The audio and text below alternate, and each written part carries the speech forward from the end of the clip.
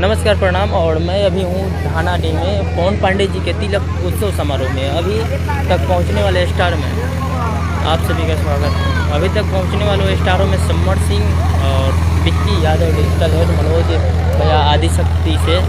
और उसके अलावा आपको बता दूं कि बहुत सारे कलाकारों में अभी का नाम कृष्णा बेदर्दी जी भी हैं, और उसके अलावा समर सिंह, डिम्पल सिंह जी, धीरे धीरे आने वालों में दिनेश लाल यादव जी भी फलों में लोगों के भी